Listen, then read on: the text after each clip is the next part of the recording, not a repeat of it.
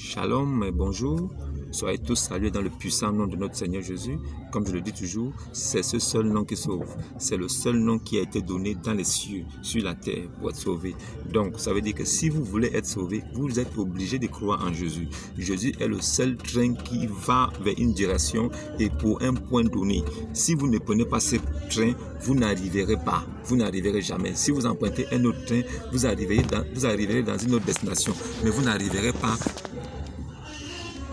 dans la vie éternelle. La vie éternelle s'obtient dans cette croyance-là. Donc, le plus important pour quelqu'un qui cherche la vérité est de chercher à connaître qui est vraiment Dieu. Le plus important, c'est de savoir qui est Dieu et comment l'adorer. C'est le plus important. Le plus important, ce n'est pas de croire en ce qu'un homme dit ou un homme fait. Non. Parce que ta foi est basée sur quelque chose que tu as entendu. Et est-ce que tu l'as entendu d'un homme? Si tu l'as entendu d'un homme, il y a un problème. Parce que la foi vient de ce qu'on entend. Et ce qu'on entend doit forcément venir du divin. Donc, c'est le divin qui a dû parler pour que toi, tu puisses entendre et que tu mettes foi. Pour mettre foi, il faut que le divin ait parlé quelque part, que tu as entendu. Même si tu n'as pas vu le divin, mais si tu as entendu ce qu'il a dit, tu peux mettre foi à ça. Donc, la croyance est basée sur un fondamental, sur une base. Quelle est la base sur laquelle toi tu t'appuies pour adorer Dieu? Ton Dieu là, il s'appelle comment? Qu'est-ce qu'il a laissé comme héritage pour ceux qui vont croire, pour qu'ils puissent le suivre? Est-ce qu'il est un exemple de comportement? Est-ce qu'il est un exemple de façon de vivre? Est-ce qu'il est un exemple parmi les hommes? Il est vrai que nous sommes tous des pécheurs, mais celui qui vient de la part de Dieu doit être un exemple parce que Dieu ne lui donne pas l'esprit avec mesure.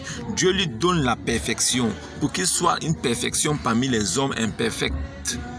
Les hommes qui ne sont pas perfects, les hommes qui ne sont pas parfaits, mais lui, il a la perfection en lui. Tout en restant pécheur, parce que c'est le péché qui est condamné. Le péché a été condamné de force dans la chair. Nous sommes des pécheurs, pas parce que nous voulons, mais parce que c'est comme ça. Les choses doivent se faire comme ça et nous sommes des pécheurs. Personne ne peut changer ça.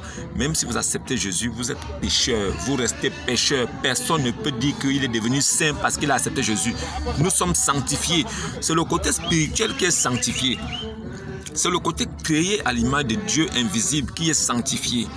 La chair et le sang ne peuvent hériter du royaume des cieux. C'est l'esprit. Voilà pourquoi la naissance, la nouvelle naissance est très importante. Mais cette nouvelle naissance-là passe par le baptême dans l'eau. Parce que l'eau est comme un symbole. Il faut passer sous l'eau et renaître pour que l'esprit renaisse. L'esprit renaît à travers l'immersion totale et la sortie du corps. C'est en ce moment que l'esprit renaît. Vous devenez une nouvelle créature, mais pas un nouvel être. Vous devenez une nouvelle créature spirituelle, mais l'être que vous êtes humain reste pareil. Dans le péché, enfermé dans le péché, avec toutes les mauvaises choses que vous avez en vous. Ces mauvaises choses-là ne quitteront pas votre corps. Vous serez toujours comme ça. Que les gens ne vous trompent pas, que les gens ne vous disent pas que vous serez une nouvelle créature, que comme vous avez accepté Jésus, vous êtes devenu différent. Vous serez différent. Qui vous a dit ça? Vous ne serez jamais différent. Vous serez toujours la même personne. Donc, la philosophie n'a rien à voir avec les choses spirituelles. Les scientifiques qui disent que l'homme a muté, il était d'abord petit poisson, après il est devenu varan, après il est devenu opossum, après il est devenu raton laveur, après il est devenu... C'est des conneries. Depuis 2000 ans que Jésus est venu sur la terre, il est parti. Comment est-ce que l'homme a muté? Donc les hommes de l'époque de Jésus avaient 4 doigts. Et nous, à notre époque, nous avons 5 doigts. Ou bien les hommes de l'époque de Jésus, il y a de cela 2000 ans, avaient un œil ici. Aujourd'hui, nous on a 2 yeux. Arrêtez ça. Les scientifiques, c'est des gens qui contredisent la parole de Dieu. Les scientifiques, c'est des incrédules à la parole de Dieu. Ils sont déjà condamnés. C'est des gens pour l'enfer. Il n'y a rien à faire pour un scientifique.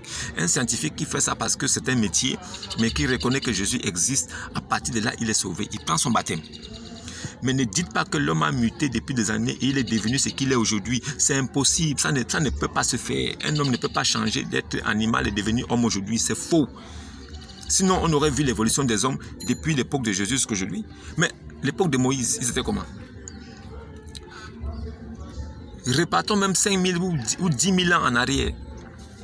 Vous verrez que les hommes étaient hommes comme nous sommes. Pareil, rien n'a changé. Il n'y avait pas des hommes qui avaient deux testicules ou bien 3 testicules. Aujourd'hui, c'est devenu 2. C'est faux. L'homme ne mute pas. L'homme est resté la même personne. Depuis des années, l'homme est comme ça. Quand vous montrez des photos des hommes des l'an 200, l'an 2000, ou non, l'an 1400, ils sont pareils comme nous. Qu'est-ce qui a changé? Qu'est-ce qui a changé? Arrêtez ça. Les scientifiques, c'est des personnes qui ne croient pas à la parole de Dieu. Voilà, ce sont des personnes qui ne croient pas à la parole de Dieu. Et moi, je ne peux rien faire pour ça. Voilà, parce que ce n'est pas à moi d'obliger quelqu'un à croire à la parole. Ce n'est pas à moi d'obliger quelqu'un à devenir chrétien. Non. On est chrétien depuis la fondation du monde. On est chrétien depuis le commencement. Depuis, avant même que vous soyez dans le sein de votre maman, vous êtes déjà chrétien ou pas. Soit vous êtes chrétien, soit vous ne l'êtes pas. Soit vous êtes sémence de Dieu, soit vous ne l'êtes pas. Ce n'est pas un homme qui peut changer ça. Un pasteur ne peut pas prier pour que vous deveniez sémence de Dieu. C'est faux. C'est un menteur. Lui veut de l'argent. Il a besoin d'argent pour ses affaires. Il veut son nouveau Range Rover qui va sortir. Il veut construire sa villa dans un quartier des riches. Mais il a besoin de vous. Lui dit que Dieu l'a béni, il est prospère. Mais c'est votre argent qui prend. C'est votre argent, la dîme qui prend. Votre argent, les offrandes que vous faites. Même, il vous force même la main pour que vous donniez certaines offrandes. Il a besoin de ça pour acheter sa voiture. Il paye c'est-à-dire il prend des voitures, tout ça à crédit. Et il paye doucement, il rembourse. C'est-à-dire qu'il a investi avec son bâtiment qu'il a conçu, sa grosse boutique. Là où vous venez, chaque fois venir payer les choses, vous venez payer l'huile d'onction, vous venez payer l'eau bénite, vous payez même parfum de Saint-Michel, parfum de Saint-Archange. Vous payez les parfums des anges. Les anges même fabriquent les parfums, ils envoient ça sur la terre, vous achetez ça. Vous êtes des rigolos, vous n'avez même pas honte, il n'y a rien dans vos têtes. Ils vous viennent vous vendre l'eau sanctifiée du puits de Jacob, vous achetez. Tu penses que tu as quelque chose à la main, tu n'as rien à la main. Dieu a dit qu'il faut l'adorer en esprit et en vérité. Celui qui adore Dieu en esprit et en vérité, il est dans la vérité. Il est une lumière. Il n'a pas besoin d'un pasteur. Pasteur, prie pour moi. Pasteur, prie pour moi. Je cherche le travail. Pasteur, prie pour moi. Je veux me marier. Pasteur, prie pour moi. Lui-même, il passe son temps, lui-même le pasteur, là, il passe son temps à coucher les filles de l'église. Il enseigne même certaines. Ils font des curetages pour enlever. Parce que maman pasteur va apprendre. Maman pasteur. Oh. Maman pasteur, elle peut apprendre que non. Donc, il couche les belles filles qu'il voit venir à l'église, il les couche. Il sort avec elles en cachette, mais elles ne peuvent rien dire. C'est l'homme de Dieu, non? L'homme de Dieu avec elle. Un maudit comme ça. Donc, lui là, tu ne vas pas lui donner tes fesses. Tu dis, il prie pour toi. Il va prier quoi pour toi? Il va prier quoi pour toi? C'est un rigolo. Il va prier quoi pour toi? Il va dire quoi? Qu'est-ce qu'il lui va dire à Dieu? Est-ce qu'il connaît même Dieu? Il a ouvert son magasin. Et il a réussi à attirer beaucoup de personnes. Vous venez maintenant cotiser. Chaque semaine, vous cotisez pour lui. Il fait ces choses avec. C'est quoi? On vous dit que celui qui vient de la part de Dieu dit les paroles de Dieu, fait les choses de Dieu, fait la volonté de Dieu. Il exerce la miséricorde, la compassion. Ça veut dire qu'il est lui-même serviteur. Celui qui vient de la part de Dieu, devant les hommes, est serviteur. Mais spirituellement, il est au-dessus de vous.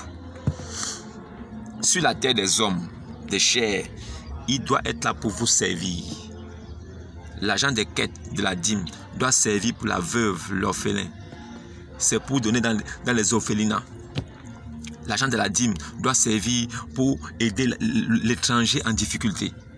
L'agent de la dîme doit servir à aider la veuve en difficulté. L'orphelin en difficulté. Pour lui permettre d'aller à l'école. C'est à ça que doit servir la dîme. Le pasteur doit être un exemple de comportement. Il doit être un exemple de réussite. Il doit travailler. Il doit faire quelque chose dans sa vie. Il ne peut pas rester les bras croisés en disant qu'il vit de la parole de Dieu.